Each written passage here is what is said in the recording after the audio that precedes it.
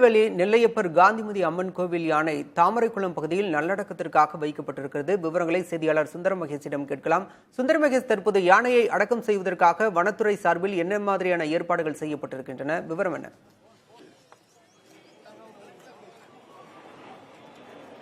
பாலா, தற்போது நாம் இருக்கக்கூடிய இடமானது நெல்லை டவுன் தாமரைக்குளம் என்ற பகுதியில் இருக்கிறோம். அதாவது நெல்லையில் உள்ள நெல்லையப்பர் கோவிலில் இருந்த நெல்லையப்பர் காந்திமதி அம்மன் கோவிலில் இருந்த கோமதி என்ற யானை 58 வயதாக இருந்த அந்த யானைக்கு கடந்த சில நாட்களாக உடல்நலக் குறைவு காரணமாக அந்த யானைக்கு முட்டுவலி இருந்ததாக கூறப்படுகிறது.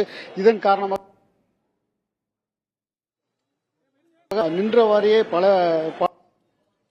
அது மிகவும் சிரமப்பட்டுள்ளது. இந்த நிலையில் இன்று அதிகாலை நேற்று அந்த யானை படுத்த யானை எழ முடியாத சூழ்நிலையில் அதற்கு கிரேன்கள் மூலம் சிகிச்சை அளிக்கும் பணியினை தொடர்ந்து மேற்கொண்டனர். அந்த சிகிச்சை பலனளிக்காத சூழ்நிலையில் இன்று காலை இந்த யானை உயிரிழந்தது. யானை உயிரிழந்த கோவிலுடைய சுற்றுப்பிரகாரத்திலே யானையின் உடலானது எழுந்தபோது அந்த பகுதியிலேயே பொதுமக்கள் பார்வைக்காகவும் அஞ்சலிக்காகவும் வைக்கப்பட்டது. தொடர்ந்து அந்த பகுதியில் பல்வேறு ஆயிரக்கணக்கான மக்கள் இந்த பகுதி மக்கள் அங்கு சென்று அஞ்சலி செலுத்தி வந்தனர்.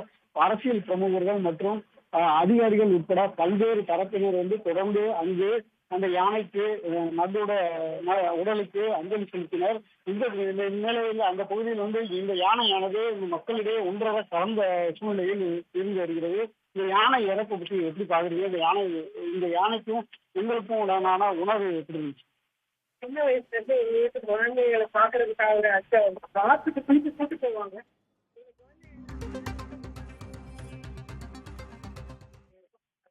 நாங்க அதை ஒரு பாசமாக எடுத்துட்டு போயிருக்கோம். அதான்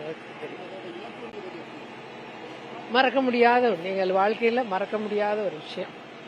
யானையினுடைய இழப்பு என்பது இங்கு மறக்க முடியாத ஒரு சூழ்நிலையில் இந்த பகுதி மக்கள் தங்களது கண்ணீரை காணிக்கையாக வைத்தனர். பின்னர் அந்த பகுதியிலிருந்து யானை ஊர்வலமாக 3 கிரேன்கள் மூலமாக எடுத்து வரப்பட்டு 4 ரத வீதிகளில் யானை முழுவதுமாக சுற்றப்பட்டது. இந்த 4 ரத வீதியிலுமே பொது